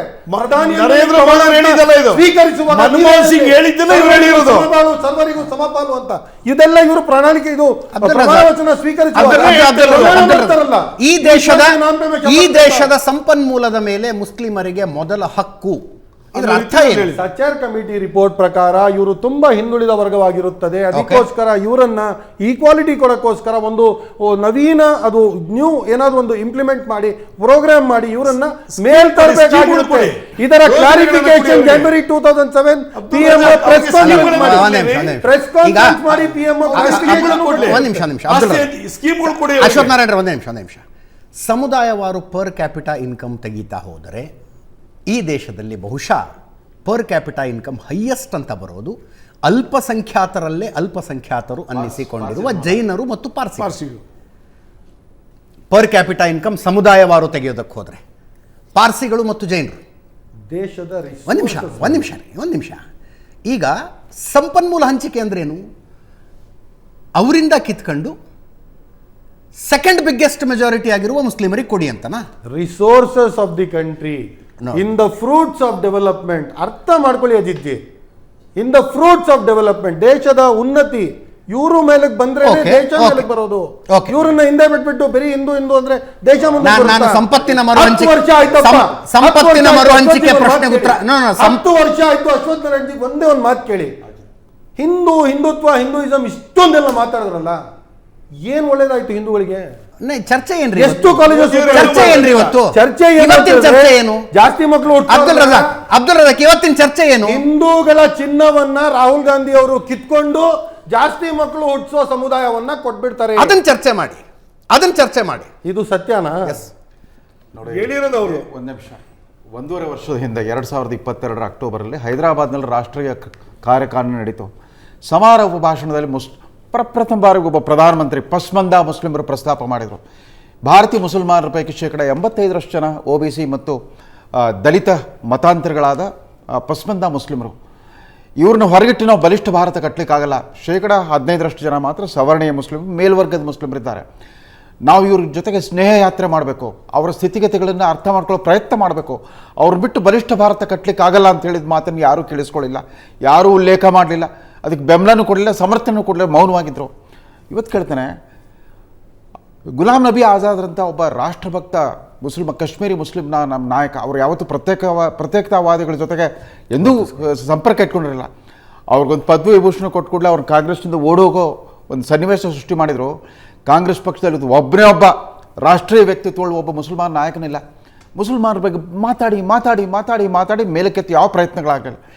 ಕಳೆದ ವರ್ಷ 2023 ಆಗಸ್ಟ್ನಲ್ಲಿ ಪುನರ್ ನಿರ್ಮಾಣ ಮಾಡಿದ, ಅಂದರೆ ಭೂಕಂಪದಿಂದ ಛಿದ್ರಗೊಂಡಿದ್ದ ಆ ಕಚ್ ಮತ್ತು ಭುಜ್ ಪಟ್ಟಣ ಮತ್ತು ಕಚ್ ಜಿಲ್ಲೆಯ ಪುನರ್ ನಿರ್ಮಾಣ ಮಾಡಿ ಲೋಕಾರ್ಪಣೆ ಮಾಡಿದರು ಮೋದಿ. 34% ಮುಸ್ಲಿಂ ಸಮುದಾಯ ಇರೋ ಅಲ್ಲಿ 356 ಕಿಲೋಮೀಟರ್ ದೂರದ ನರ್ಮದಾ ಸಾಗರದಿಂದ ಅವ್ರಿಗೆ ಮೇನ್ ಕೆನಾಲ್ ಮಾಡಿ ನೀರು ತೊಗೊಂಬರ್ತಾರೆ. 910 ಗ್ರಾಮಗಳು 10 ಪಟ್ಟಣಗಳಿಗೆ ನೀರು ಕೊಟ್ಟಿದ್ದಷ್ಟೇ, ಕುಡಿಯೋ ನೀರಿನ ಸವಲತ್ತು ಮತ್ತು ನೀರಾವರಿ ಸೌಲಭ್ಯ ಕಲ್ಪಿಸಿದ್ದಷ್ಟೇ ಅಲ್ಲ, ಪ್ರಪಂಚದ ಅತಿ ದೊಡ್ಡ ವೆಲ್ಡಿಂಗ್ ಪೈಪ್ ಮ್ಯಾನುಫ್ಯಾಕ್ಚರಿಂಗ್ ಕಂಪನಿ ಇವತ್ತು ಭುಜ್ನಲ್ಲಿದೆ. ಏಷ್ಯಾದ 2ನೇ ಅತಿ ದೊಡ್ಡ ಸಿಮೆಂಟ್ ಪ್ಲಾಂಟಲ್ಲಿದೆ. ಒಂದು ವಿಶ್ವವಿದ್ಯಾಲಯ 35 ಸರ್ಕಾರಿ ಕಾಲೇಜುಗಳಲ್ಲಿ ತಂದರು. ಛಿದ್ರಗೊಂಡಿದ್ದ ಆ ಜಿಲ್ಲಾ ಆಸ್ಪತ್ರೆಯನ್ನು ಇವತ್ತು multi speciality, earth quake proof multi speciality medical college hospital ಮಾಡಿದರು. ಅಷ್ಟೇ ಅಲ್ಲ, ಇವತ್ತು ಯುನೆಸ್ಕೋದಿಂದ ಮಾನ್ಯತೆ ಪಡ್ಕೊಂಡಿರೋ ಆ ಕಚ್ ನೈ ದೇಖಾ ಅಥವಾ ಕುಚ್ ನೈ ದೇಖಾ ಅತ್ಯಂತ ಸುಂದರವಾದ ಪ್ರವಾಸಿ ಧಾಮವನ್ನು ಮಾಡಿದರು. ಅಲ್ಲಿನ ಮುಸ್ಲಿಂ ಸಮುದಾಯದ ಬದುಕಿನಲ್ಲಿ ಹೊಸ ಬೆಳಕನ್ನು ಕಾಣಿಸಿದ್ರು. ಅದನ್ನ ಯಾರೂ ಮಾತಾಡಲ್ಲ. ಅದಕ್ಕೆ ಕಾರಣ ನಮ್ಮ ಕರ್ನಾಟಕ ಬಿಜೆಪಿ ಅವರು ಕೂಡ ಎಂಪವರ್ಮೆಂಟ್ ಅಂದ್ರೆ ಏನು ಅನ್ನೋ ಪ್ರಶ್ನೆ ಬರೋದು. ಸಬಲೀಕರಣದ ಅರ್ಥ ಅದು. ಎಂಪವರ್ಮೆಂಟ್ ಹೈದರಾಬಾದ್ ಚುನಾವಣೆಗೆ ಮುಸಲ್ಮಾನರು ಅಂತ 1.5 ವರ್ಷ ಆಯ್ತು. ಏನಾದ್ರು ಇಂಪ್ರೂವ್ಮೆಂಟ್ ಆಯ್ತಾ? ಏನಾದ್ರು ಸ್ಕೀಮ್ ಕೊಟ್ರ? 10 ವರ್ಷದಲ್ಲಿ 70 ವರ್ಷದಲ್ಲಿ ನೀವು ದಲಿತರಿಗಿಂತ ಕಡೆಯಾಗಿ ಬದುಕ್ತಾ ಇದ್ದೀರಿ ಅಂತ ಸಾಚಾರ ವರದಿ ಹೇಳ್ತಾ ಇದೆ. 1.5 ವರ್ಷದಲ್ಲಿ ಏನು ಬದಲಾವಣೆ ಆಗಿದೆ ಅನ್ನೋ ಪ್ರಶ್ನೆ ನೀವು ಕೇಳ್ತಾ ಇದ್ದೀರಿ. ಅಟ್ಲೀಸ್ಟ್ 1% ನಮ್ಮ ಇದ್ದ ಹಜ್ ಸಬ್ಸಿಡಿಯನ್ನ ಕಿತ್ಕೊಬಿಟ್ರು. ನಮ್ಮ ಇದ್ದ ಸ್ಕಾಲರ್ಶಿಪ್ಗಳು 1 to 10 ಸ್ಟ್ಯಾಂಡರ್ಡ್ ಅಲ್ಲಿ ಸ್ಕಾಲರ್ಶಿಪ್ ಸಿಗ್ತಿತ್ತು, ಅದು ಕಿತ್ಕೊಂಡ್ಬಿಟ್ರು. ಏನ್ ಕೊಡ್ತಿದ್ದಾರೆ? ಏನಕ್ಕೆ ಸ್ಕಾಲರ್ಶಿಪ್ ಕಿತ್ಕೊಂಡಿದ್ದಾರೆ ನೋಡಿ. 28 ಒಂದು ನಿಮಿಷ. ಕಾಂಗ್ರೆಸ್ ಅಶ್ವಥ್ ನಾರಾಯಣ್, ಕಾಂಗ್ರೆಸ್ ಪಕ್ಷದ ದೃಷ್ಟಿಕೋನ ಯಾವ ಥರ ಅಂತಂದ್ರೆ ಮುಸಲ್ಮಾನರ ಬಗ್ಗೆ ಒಂದೇ ಒಂದು ಮಾತಾಡಿದ್ರು ಅಂತಂದ್ಬಿಟ್ಟು ರೋಷನ್ ಬೇಗ್ ಅವ್ರನ್ನ ಎಕ್ಸ್ಪೆಲ್ ಮಾಡಿಬಿಟ್ರು. ಆಮೇಲೆ ಅಲ್ಲಿ ಯಾವುದೋ ಮುನ್ಸಿಪಾಲಿಟಿ ಚುನಾವಣೆ ಮೇಯರ್ ಎಲೆಕ್ಷನ್ನಲ್ಲಿ ಸ್ವಲ್ಪ ಇವ್ರು ಮಾತು ಕೇಳಲಿಲ್ಲ ಅಂತಂದ್ಬಿಟ್ಟು ಅವ್ರು ಬ್ಲ್ಯಾಕ್ ಲಿಸ್ಟ್ ಹಾಕ್ಬಿಟ್ರು ತನ್ವೀರ್ ಸೇಠನ್ನ. ಅದು ಅಷ್ಟೇ ಅಲ್ಲ, 28 ಜನ ಇವತ್ತು ಲೋಕಸಭಾ ಅಭ್ಯರ್ಥಿಗಳಿದಾರಲ್ಲ, ಒಬ್ಬ ಮುಸಲ್ಮಾನರಿಗೆ ಕೊಟ್ಟಿದ್ದಾರೆ ಅವ್ರ ಟಿಕೆಟ್ಟು. ಆತ ಕೂಡ ಅಮಾನತ್ ಸಹಕಾರಿ ಬ್ಯಾಂಕ್ನ ಫ್ರಾಡ್ನಲ್ಲಿ ಅವ್ರ ಹೆಸರು ಬಂದಿತ್ತು. ಅವ್ರ ತಂದೆ ಹೆಸರು ಭಾಳ ಮುಖ್ಯವಾಗಿ ಪ್ರಸ್ತಾಪ ಆಗಿತ್ತು. ಅಂಥ ವಿವಾದಗ್ರಸ್ತ ವ್ಯಕ್ತಿಗಳಿಗೆ ಟಿಕೆಟ್ ಬಿಟ್ಟು ನಾವು ಮುಸ್ಲಿಂ ಪ್ರಾತಿನಿಧ್ಯ ಕೊಟ್ಟು ಮುಸ್ಲಿಮರಲ್ಲಿ ಶುದ್ಧ ನಾವೇ ಪ್ರತಿಭಟನೆ ಮಾಡಿ ಯಾಕೆ ಸಾಧ್ವಿ ಪ್ರಜ್ಞಾ ಸಿಂಗ್ ಬಗ್ಗೆ ಗಂಟ್ಲು ಹರ್ಕತ್ತೀರಿ? ಏನು ಪ್ರಶಾಂತ್, ಪ್ರಪಂಚದ ಯಾವ ದೇಶದಲ್ಲಿ, ಯಾವ ಸಮಾಜದಲ್ಲಿ, ಯಾವ ಸಮುದಾಯದಲ್ಲೂ ವರ್ಕ್ ಆಗದೆ ಇರುವಂಥ ಒಂದು ಐಡಿಯಾನ ರಾಹುಲ್ ಗಾಂಧಿ ಪ್ರಪೋಸ್ ಮಾಡ್ತಾ ಇದ್ದಾರೆ. ಅದಕ್ಕೆ ನಾನು ಆಗಲೂ ಕೂಡ ಹೇಳಿದೆ, 2 ಸ್ಪಷ್ಟ ಅಂತರವನ್ನು ಗುರುತಿಸಬೇಕಾಗತ್ತೆ. ಯಾವುದೇ ಕ್ಯಾಪಿಟಲಿಸ್ಟು ಅಥವಾ ಮಾರ್ಕೆಟ್ ಎಕಾನಮಿಯನ್ನು ಒಪ್ಕೊಂಡಿರ್ತಕ್ಕಂಥ ನಮ್ಮಂಥ ದೇಶ, ಎಲ್ಲಿ ಬಡತನ ರೇಖೆಗಿಂತ ಕೋಟ್ಯಾಂತರ ಜನ ಕೆಳಗಿದ್ದಾರೆ, ಅಫರ್ಮೇಟಿವ್ ಆ್ಯಕ್ಷನನ್ನು ಸರ್ಕಾರ ತೆಗೆದುಕೊಳ್ಬೇಕಾಗತ್ತೆ. ಹೇಗೆ? ಟ್ಯಾಕ್ಸ್ಗಳ ಮೂಲಕ ಸಂಗ್ರಹವಾಗಿರ್ತಕ್ಕಂಥ ಹಣವನ್ನು ಯಾರು ನೀಡಿ ಇದ್ದಾರೋ ಅವರನ್ನು ಮೇಲಕ್ಕೆತ್ತಲು ಬಳಸುತ್ತೆ. ಆದರೆ ರಾಹುಲ್ ಗಾಂಧಿ ಒಂದು ಗೊತ್ತಿಲ್ಲ ನನಗೆ, ಅವ್ರಿಗೇನು ಕ್ರಾಂತಿಯ ಒಂದು ರೀತಿಯಾಗಿರ್ತಕ್ಕಂಥ ಭ್ರಮೆಯಲ್ಲಿದ್ದಾರೋ, ನಾವು ಏಕಾಏಕಿ ರೀಡಿಸ್ಟ್ರಿಬ್ಯೂಷನ್ ಆಫ್ ವೆಲ್ತ್ ಮಾಡಿಬಿಡ್ತೀವಿ ಅಂತಕ್ಕಂಥ ಹೇಳಿಕೆಯನ್ನು ಕೊಟ್ಟರು. ಹೇಗೆ ಮಾಡ್ತೀರಿ? ಸರಿ, ಅದನ್ನು ಅವರು ಪ್ರಣಾಳಿಕೆಯಲ್ಲೂ ಕೂಡ ಪ್ರಸ್ತಾಪಿಸ್ಲಿಕ್ಕಾಗಿಲ್ಲ. ಅವಾಗ ರಜಾಕ್ ಖಾನ್ ಹೇಳ್ತಾ ಇದ್ರು ಪ್ರಣಾಳಿಕೆಯಲ್ಲಿ ಅಂದರೆ ನೀವು ಆ ಐಡಿಯಾವನ್ನು ನೀವು ಭಾಷಣದಲ್ಲಿ ಹೇಳ್ತಾ ಇದ್ದೀರಿ, ಪ್ರಣಾಳಿಕೆಯಲ್ಲಿ ಅದನ್ನು ತರಲಿಕ್ಕೆ ಸಾಧ್ಯ ಆಗ್ತಾ ಇಲ್ಲ. ಯಾಕೆಂದರೆ ತರಲಿಕ್ಕೆ ಸಾಧ್ಯ ಆದ ತಕ್ಷಣ ದೇಶದ ಮಧ್ಯಮ ವರ್ಗ ನಿಮ್ಮ ವಿರುದ್ಧ ತಿರುಗಿ ಬೀಳುತ್ತೆ. ಡೆಫಿನೆಟ್ಲಿ. ನನಗನ್ಸುತ್ತೆ ನೋಡಿ, ಎರಡು ಅಂತರಗಳನ್ನು ಸ್ಪಷ್ಟವಾಗಿ ನಾವು ಗುರುತಿಸ್ಬೇಕಾಗತ್ತೆ. ಸರ್ಕಾರಗಳು ಕೂಡ ಇದನ್ನು ಮಾಡಬೇಕಾಗತ್ತೆ. ಏಕಾಏಕಿ ನಾವು ರೀಡಿಸ್ಟ್ರಿಬ್ಯೂಷನ್ ಆಫ್ ಟ್ಯಾಕ್ಸಸ್ಗೆ ಹೋಗ್ತೀವೋ ಅಥವಾ ಅಫರ್ಮೇಟಿವ್ ಆ್ಯಕ್ಷನ್ಗಳ ಮೂಲಕ ಬಡತನ ರೇಖೆಗಿಂತ ಕೆಳಗಿದ್ದವರನ್ನ ಹಂತ ಹಂತವಾಗಿ ಮೇಲಕ್ಕೆತ್ತಿ ಅವರನ್ನ ಬೈ ಗಿವಿಂಗ್ ಅಪಾರ್ಚುನಿಟೀಸ್, ಹಾ. ಅವಕಾಶಗಳನ್ನು Equal ಕಲ್ಪಿಸುವ ಮೂಲಕ. opportunities. ಅಶ್ವತ್ಥ ನಾರಾಯಣರೇ, economically that's a flawed idea, ಆದ್ರೆ ಅದನ್ನ ನೀವು ಧರ್ಮದ ವಿಷಯಕ್ಕೆ ತರೋದಕ್ಕೆ ಹೊರಟಿದ್ದೀರಿ. ನಾವು ತರಕ್ಕೆ ಕೊಟ್ಟಿಲ್ಲ, ಇವ್ರು ಮೋದಿ ಅವ್ರ ಸ್ಪೀಚ್ ಇನ್ನೇನದು ಅಲ್ಲ ನೋಡಿ. ಮನಮೋಹನ್ ಸಿಂಗ್ ಅವರು, ರಾಹುಲ್ ಗಾಂಧಿ ಅವರು ಪ್ರಣಾಳಿಕೆಯಲ್ಲಿ ವಿಷಯಗಳನ್ನು ಅವರು ಉಲ್ಲೇಖ ಮಾಡಿದ್ದಾರೆ. ಪ್ರಣಾಳಿಕೆಯಲ್ಲಿ ಧರ್ಮದ ಆಧಾರಿತವಾಗಿಯೇ ಅವ್ರು ಪ್ರಣಾಳಿಕೆ ತಂದಿರತಕ್ಕಂಥದ್ದು. ಧರ್ಮದ ಆಧಾರಿತದ ಮೇಲೇ ವೆಲ್ತ್ ಡಿಸ್ಟ್ರಿಬ್ಯೂಷನ್ ಮಾಡ್ತೀವಿ ಅಂತ ಮನಮೋಹನ್ ಸಿಂಗ್ ಹೇಳಿದ್ರು. ಪರ್ಟಿಕ್ಯುಲರ್ಲಿ ಮೈನಾರಿಟೀಸ್, ಮುಸ್ಲಿಮ್ಸ್ ಅಂತ ಮನಮೋಹನ್ ಸಿಂಗ್ ಹೇಳಿರೋದನ್ನ 2006ರಲ್ಲಿ ಇವರು ಮೊನ್ನೆ ಉಲ್ಲೇಖ ಮಾಡಿದ್ದಾರೆ ರಾಜಸ್ಥಾನದಲ್ಲಿ. ಮನಮೋಹನ್ ಸಿಂಗ್ ಯಾಕೆ ಉಲ್ಲೇಖ ಮಾಡಿದ್ರು? ಮೈನಾರಿಟೀಸ್ ಪರ್ಟಿಕ್ಯುಲರ್ಲಿ ಮುಸ್ಲಿಮ್ಸ್ ಅಂತ ಉಲ್ಲೇಖ ಮಾಡಿದ್ರಿಂದ ನರೇಂದ್ರ ಮೋದಿಯವರು ಮಾತಾಡಿರೋದು. ಇವರು ವೆಲ್ತ್ ಡಿಸ್ಟ್ರಿಬ್ಯೂಷನ್ನ ಈಕ್ವಲ್ ಆಗಿ ಡಿಸ್ಟ್ರಿಬ್ಯೂಟ್ ಮಾಡ್ತೀನಿ ಅಂತ ಹೇಳಿದ್ರು. ದುಡಿತಿರಬೇಕು, ಕೂತ್ಕೊಳ್ಳೋದು ತಿನ್ನೋದು ತಿಂತಾ ಇರಬೇಕು ಅನ್ನೋದು, ಎಚ್ಚೆತ್ಕೋಬೇಕು ಅನ್ನತಕ್ಕಂಥದ್ದನ್ನು ಅವ್ರು ಮಾತಾಡಿದ್ದಾರೆ. ಕಾಂಗ್ರೆಸ್ ಬಂದರೆ ಈ ರೀತಿ ಆಗುತ್ತೆ, ನಿಮ್ಮೆಲ್ಲ ಆಸ್ತಿಗಳನ್ನು, ನಿಮ್ಮೆಲ್ಲ ಒಡವೆಗಳನ್ನು, ನಿಮ್ಮೆಲ್ಲ ಸಂಪತ್ತನ್ನು ನಿಮ್ಮ ಮಕ್ಕಳ ಮೇಲೆ ಎರಡು ಜನ ಮಕ್ಕಳಿರೋದನ್ನ 10 ಜನ ಮಕ್ಕಳಿಗೆ ಡಿಸ್ಟ್ರಿಬ್ಯೂಟ್ ಮಾಡ್ತೀವಿ ಅಂತ ಕಾಂಗ್ರೆಸ್ಸಿನ ನಿಲುವು ಅಂತ ಸ್ಪಷ್ಟವಾಗಿ ನರೇಂದ್ರ ಮೋದಿ ಅವರು ಹೇಳಿರ್ತಕ್ಕಂಥದ್ದು. ಎಚ್ಚೆತ್ಕೊಳ್ಳಿ ಅಂತ, ಜನ ಎಚ್ಚೆತ್ಕೊಳ್ಳಿ ಅಂತ ನರೇಂದ್ರ ಮೋದಿ ಅವರು ಹೇಳಿರ್ತಕ್ಕಂಥದ್ದು. ಸರ್, ಕಷ್ಟಪಟ್ಟು ದುಡ್ದಿರೋನ್ನ ಮನೇಲಿ ಕೂತಿರೋನ್ಗೆ ಹಚ್ಚಬೇಕು ಅಂದರೆ ನೀವು ಕಳೆದ 20 ದಿನಗಳಲ್ಲಿ ನೋಡಿ ಏನು ಕಣ್ಣಿಗೆ ಕಾಣ್ತಾ ಇದೆ. ನಾನು ಪೊಲಿಟಿಕಲಿ ಹೇಳ್ತಾ ಇದ್ದೀನಿ, ನಾನು ಈ ವಿಷಯದ ಪಕ್ಕದಲ್ಲಿ ಹೇಳೋಣ. ಏನು ಕಣ್ಣಿಗೆ ಕಾಣ್ತಾ ಇದೆ? ಬಿ ಜೆ ಪಿಯ ಮತದಾರರಲ್ಲಿ ಉತ್ಸಾಹ ಇದೆ. ಬಿ ಜೆ ಪಿಗೆ ಓಟ್ ಹಾಕುವ ಮತದಾರರಲ್ಲಿ, ಬಿ ಜೆ ಪಿಯ ಕಾರ್ಯಕರ್ತನಲ್ಲಿ ಉತ್ಸಾಹ ಇಲ್ಲ. ಫಸ್ಟ್ ಫೇಸ್ನ ಚುನಾವಣೆಯ ನಂತರ ರಾಜಸ್ಥಾನದಂಥ ರಾಜ್ಯದಲ್ಲಿ ನಿಮಗೆ 50-52% ಓಟ್ ಆಗ್ತಾ ಇದೆ, ಉತ್ತರ ಪ್ರದೇಶದಲ್ಲಿ 57% ಓಟ್ ಆಗ್ತಾ ಇದೆ ಅಂದಾಗ ನನಗನ್ಸುತ್ತೆ ಪ್ರಧಾನಮಂತ್ರಿ ನರೇಂದ್ರ ಮೋದಿ ರಾಹುಲ್ ಗಾಂಧಿ ಕೊಟ್ಟಿರ್ತಕ್ಕಂಥ ಅಪಾರ್ಚುನಿಟಿಯನ್ನು ಬಳಸ್ಕೊಂಡು 2006ರ ಮನಮೋಹನ್ ಸಿಂಗ್ರ ಹೇಳಿಕೆಯನ್ನು ಕೆದಕಿ ಅದನ್ನು ಇದನ್ನು ಜೋಡಿಸಿ ಅದನ್ನು ಹಿಂದೂ ಮುಸ್ಲಿಂ ತರ್ತಕ್ಕಂಥ ಪ್ರಯತ್ನವನ್ನು ಪೊಲಿಟಿಕಲಿ ಮಾಡ್ತಾ ಇದ್ದಾರೆ. ಭಾಷಣ ಇನ್ನೊಂದು ಅಂಶವನ್ನು ಹೇಳಿದ್ದಾರೆ. ಪ್ರಾಯಶಃ ಕಾರ್ಯಕರ್ತರು ಉತ್ಸಾಹವನ್ನು ತುಂಬಲಿಕ್ಕೂ ಕೂಡ ಮಾಡ್ತಾರೆ.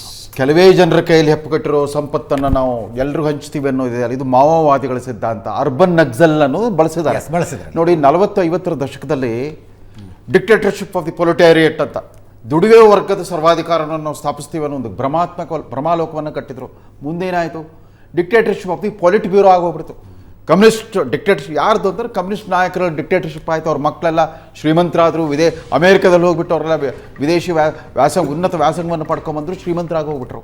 ಹಾಗಾಗಿ 1989ರ ಆಸ್ಪಾಸ್ನಲ್ಲಿ ಯಾವಾಗ ಮಿಖಾಯಿಲ್ ಗಾರ್ಬಚೇವ್ ಗ್ಲಾಸ್ನಾಯ್ಸ್ಟ್ ಅಂಡ್ ಪೆರಿಸ್ಟ್ರಾಯ್ಕಾ ಅಂತ ಅಂದ್ಬಿಟ್ರು, ಇಡೀ ಸೋವಿಯತ್ ಲ್ಯಾಂಡ್ ಅನ್ನೋ ಒಂದು ಪರಿಕಲ್ಪನೆ ಚಿದ್ರ ಆಗಿ ಹೋಗ್ಬಿಡ್ತು. ಅಂದರೆ ಮುಕ್ತ ಚಿಂತನೆ ಮತ್ತು ಪುನರ್ರಚನೆ ಅಂತ 2 ಕಲ್ಪನೆಗಳನ್ನ ಅವ್ರು ಮುಂದಿಟ್ಟರು. ಅದರಿಂದ 60 ವರ್ಷಗಳ ಸೋವಿಯತ್ ಕಮ್ಯುನಿಸ್ಟ್ ಸರ್ವಾಧಿಕಾರದಿಂದ ತತ್ತರಿಸಿ ಹೋಗಿದ್ದ ಸೋವಿಯತ್ ರಷ್ಯಾ ಚಿದ್ರ ಆಗೋಗ್ಬಿಡ್ತು. 13-14 ರಾಷ್ಟ್ರ ಪ್ರತ್ಯೇಕ ರಾಷ್ಟ್ರ ಆಗೋಗ್ಬಿಡ್ತು. ಆದರೆ ಭಾರತದಲ್ಲಿ ಗಾಂಧೀಜಿ ಕಾಲದ ಸ್ವಾತಂತ್ರ್ಯ ಆಂದೋಲನದ ಕಾಲದಿಂದ ಕೂಡ ಇಲ್ಲಿ ಪ್ರಜಾಪ್ರಭುತ್ವದ ಬೇರುಗಳು ಗಟ್ಟಿಯಾಗಿದ್ದರಿಂದ ಮನಮೋಹನ್ ಸಿಂಗ್ರ ಜಾಗತೀಕರಣ ಬಂದ ಮೇಲೆ ಕೂಡ ಭಾರತ ಛಿದ್ರವಾಗೋದ್ರ ಇನ್ನಷ್ಟು ಬಲಿಷ್ಠವಾಗ್ತಾ ಹೋಯಿತು. ಇವತ್ತು ಪ್ರಪಂಚದ 5ನೇ ಅತ್ಯಂತ ಬಲಿಷ್ಠ ಆರ್ಥಿಕ ಶಕ್ತಿಯಾಗಿದೆ, ಅತ್ಯಂತ ಬಲಿಷ್ಠ ಜ್ಞಾನಾಧಾರಿತ ಶಕ್ತಿ ಕೇಂದ್ರವಾಗಿದೆ.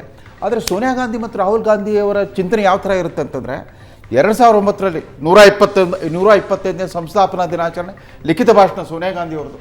ಆ ಲಿಖಿತ ಭಾಷಣದಲ್ಲಿ ಅವರು 1991ರಿಂದ 96 ಚರಿತ್ರೆಯನ್ನು ಸ್ಕಿಪ್ ಮಾಡಿಬಿಟ್ಟು ಮುಂದಕ್ಕೆ ಹೋಗ್ಬಿಟ್ರು. ತಮ್ಮದೇ ನರಸಿಂಹರಾಯರ ನೇತೃತ್ವದ ಸರ್ಕಾರ ಇತ್ತು, ಆರ್ಥಿಕ ಮೌನ ಕ್ರಾಂತಿಯನ್ನು ತಂದರು, ಅದ್ರ ಬಿಟ್ಟರೆ ಆ ಚಾಪ್ಟರ್ನೇ ಬಿಟ್ಬಿಟ್ರು. ಯಾತಕ್ಕೆ ಅಂತ ಇವತ್ತಿಗೂ ಗೊತ್ತಾಗ್ತಾ ಇದೆ. ಈ ರಾಹುಲ್ ಗಾಂಧಿ ಅವರು ಈ ನವಕ್ರಾಂತಿ ಭಾಷಣಗಳೇನಿದೆ, ನಕ್ಸಲ್ವಾದಿ ಚಿಂತನೆಯ ಭಾಷಣ ಏನ್ ಬಂದ್ಬಿಡ್ತು. ಆಕ್ಚುಲಿ ಮನಮೋಹನ್ ಸಿಂಗ್ ಅವರು ಮಾಡಿದ್ದ ಕಂಟೆಕ್ಸ್ಟ್ ಬೇರೆ ಇತ್ತು ನಿಜ, ಆದ್ರೆ ಇವತ್ತು ರಾಹುಲ್ ಗಾಂಧಿ ಅವರು ಬಹಿರಂಗ ಭಾಷಣದ ಲಹರಿ ಏನಿದೆ ಅದಕ್ಕೆ ಅದನ್ನ ತಾಳಮೇಳ ಮಾಡಿಬಿಟ್ಟು ಇವರು ಪ್ರಚೋದನಾತ್ಮಕ ಭಾಷಣ ಮಾಡಿದ್ದಾರೆ. ಅಬ್ದುಲ್ ರಜಾಕ್ ಅವರೇ, ಕಾಂಗ್ರೆಸ್ನವರು ಏನು ಮಾಡ್ತೀವಿ ಅಂತ ಹೇಳಿದ ರೀತಿಯಲ್ಲಿ ಹೆಂಗೆ ಮಾಡ್ತೀವಿ ಅನ್ನೋದನ್ನು ಹೇಳಿದರೆ ಒಂದು ಸ್ವಲ್ಪ ಮತದಾರರಿಗೆ ನಿರ್ಧಾರ ತೆಗೆದುಕೊಳ್ಳೋದಕ್ಕೆ ಈಸಿ ಆಗುತ್ತೆ. ಹೆಂಗೆ ಅನ್ನೋದನ್ನು, ಈಗ ಮಹಿಳೆಯರಿಗೆ 1 ವರ್ಷಕ್ಕೆ 1 ಲಕ್ಷ ರೂಪಾಯಿ ಹೆಂಗೆ ಕೊಡ್ತೀವಿ, ನಿರುದ್ಯೋಗಿಗಳಿಗೆ 1 ಲಕ್ಷ ರೂಪಾಯಿ ಹೆಂಗೆ ಕೊಡ್ತೀವಿ, ಆಸ್ತಿ ರೀಡಿಸ್ಟ್ರಿಬ್ಯೂಷನ್ ಮಾಡ್ತೀವಿ, ಸಂಪತ್ತಿನ ಮರು ಹಂಚಿಕೆ ಮಾಡ್ತೀವಿ, ಹೆಂಗೆ ಮಾಡ್ತೀವಿ, ಅದನ್ನು ಹೇಳಿದ್ರು ಒಳ್ಳೆಯದಿತ್ತು ಅಂತ. ರಾಹುಲ್ ಗಾಂಧಿ ಅವರು ಹೇಳಿರುವ ಆರ್ಥಿಕ ಸಮಾನತೆ ಬಗ್ಗೆ ನಾವು ಇವತ್ತು ಸೀರಿಯಸ್ ತಗೊಂಡಿಲ್ಲ ಅಂತ ಹೇಳಿದ್ರೆ ಬಡವ ಆಗ್ತಾನೆ, ಶ್ರೀಮಂತ ಶ್ರೀಮಂತ ಆಗ್ತಾನೆ. ಮುಂದಿನ 30 ಇಲ್ಲ 50 ವರ್ಷಗಳಾಗ್ಬಿಡಲಿ, ಬಡವನಿಗೆ ನೀವು ಪಾವರ್ಟಿ ಲೈನಿಂದ ಮೇಲ್ ತರಕ್ಕೆ ಸಾಧ್ಯತೆನೇ ಇರಲ್ಲ. ಇವತ್ತು ನೀವು ಕೇಳ್ತಿದ್ರೆ ಹೆಂಗೆ ಅಂತ ಮೋದಿಜಿ ಅವ್ರದ್ದೇ ಪ್ಲ್ಯಾನ್ ಎತ್ಕೊಳ್ಳಿ. 2013ರಲ್ಲಿ ಮೋದಿಜಿಯವ್ರು ಏನು ಹೇಳಿದ್ರು, ವಿದೇಶದಲ್ಲಿ ಈ ದೇಶದ ಕಪ್ಪು ಹಣ ಎಷ್ಟಿದೆ ಅಂತ ಹೇಳಿದ್ರೆ ಅದನ್ನು ವಾಪಸ್ ಈ ದೇಶಕ್ಕೆ ತಂದರೆ ಈ 140 ಕೋಟಿ ಜನರಿಗೂ ಕೂಡ ಪ್ರತಿಯೊಬ್ಬನಿಗೆ 15 ಲಕ್ಷ ರೂಪಾಯಿ ಹಿಂಗೆ ಕೊಡ್ಬೋದು ಅಂತ ಹೇಳಿದ್ರು. ಅಷ್ಟೊಂದು ಹಣ ವಿದೇಶದಲ್ಲಿದೆ ಅಂತ ಹೇಳಿದ್ರಲ್ವಾ, ಅದೇ ಹಣವನ್ನು ವಾಪಸ್ ತೊಗೊಬಂದು ಪ್ರತಿಯೊಬ್ಬನಿಗೂ ಕೊಡೋದು ಬೇಡ, ಬೇರೆ 30 to 50% ಯಾವ್ದು ಪಾವರ್ಟಿ ಲೈನ್ ಕೆಳಗಡೆ ಇದಾರಲ್ಲ ಅವ್ರಿಗೆ ನೀವು 1 ಲಕ್ಷ ಕೊಟ್ಟರೆ ನೀವು 15 ತಿಂಗಳು ಕೊಡ್ಬೋದಲ್ಲ. ರಾಹುಲ್ ಗಾಂಧಿ ಅವರು ಹೀಗೆ ಮಾತನಾಡಿದ್ದಾರೆ ಒಳ್ಳೆಯದಿತ್ತು ಅನ್ನುವ ನಿಮ್ಮ ಭಾವನೆಯನ್ನು ನಾನು ಗೌರವಿಸ್ತೀನಿ. ನೋಡಿ, ನೀವೇನಾದ್ರೂ ರಾಹುಲ್ ಗಾಂಧಿ ಹಿಂಗೆ ಮಾತನಾಡಿದ್ರು ಒಳ್ಳೆಯದಿತ್ತು ಅನ್ನೋ ನಿಮ್ಮ ಭಾವನೆಯನ್ನು ನಾನು ಗೌರವಿಸ್ತೀನಿ. ಬಟ್ ಅವ್ರು ಹಂಗೆ ಮಾತನಾಡಿದ್ದಲ್ಲ, ಇದೆ ನೋಡಿ, ಅವ್ರು ಹಂಗೆ ಮಾತನಾಡಿದ್ದಲ್ಲ. ಇಕನಾಮಿಕ್ ಈಕ್ವಾಲಿಟಿ ಇವತ್ತು ದೇಶಕ್ಕೆ ತುಂಬಾ ಇಂಪಾರ್ಟೆಂಟ್ ಆಗಿದೆ ಅಜಿತ್ಜಿ. ಯಾಕೆ ಅಂತ ಹೇಳಿದ್ರೆ 40 to 50% ಜನ 3% ದೇಶದ ಸಂಪತ್ತನ್ನ ಡಿವೈಡ್ ಮಾಡ್ಕೊಂಡು ಜೀವನ ಮಾಡ್ತಿದ್ದಾರೆ. ಎಕನಾಮಿಕ್ ಇಕ್ವಾಲಿಟಿ ಸರ್ ನಾನು ಹೇಳ್ತಿದ್ದೀನಲ್ಲ, ಈಗ ನೋಡಿ, 15 months ಮಾತಾಡಿ. Economic equality is A process. ಹೌದು, ರಾತ್ರೋರಾತ್ರಿ ಯಾರ್ಯಾರು ಎಕನಾಮಿಕ್ ಇಕ್ವಾಲಿಟಿ ಮಾಡ್ಲಿಕ್ಕೆ ಹೋಗಿದಾರಲ್ಲ ಅವರು ಇಡೀ ದೇಶವನ್ನೇ ಕಳ್ಕೊಂಡು. ಇಲ್ಲ ಸರ್, ರಾತ್ರೋರಾತ್ರಿ ಅಂತ ಹೇಳಿಲ್ಲ. ಅಪ್ರೆಂಟಿಸ್ಶಿಪ್ ಏನ್ ಕೊಡ್ತೀವಿ, redistribution? ಸ್ಟೈಪಂಡ್ ಕೊಡ್ತೀವಿ, Thank you so much, poverty line ಕೆಳಗಡೆ ನಾವು 1 ಲಕ್ಷ ಕೊಡ್ತೀವಿ, ಕೊಡ್ಬೋದು sir. Thank you so much. Thank you Prashant. ಇದರೊಂದಿಗೆ ಇವತ್ತಿನ ಲೆಫ್ಟ್ ರೈಟ್ ಅಂಡ್ ಸೆಂಟರ್ ಮುಗಿಸ್ತಾ ಇದ್ದೀನಿ. ನೇರ ದಿಟ್ಟ ನಿರಂತರ ಸುದ್ದಿಗಾಗಿ ನೋಡ್ತಾ ಇರಿ ಏಷ್ಯಾನೆಟ್ ಸುವರ್ಣ ನ್ಯೂಸ್.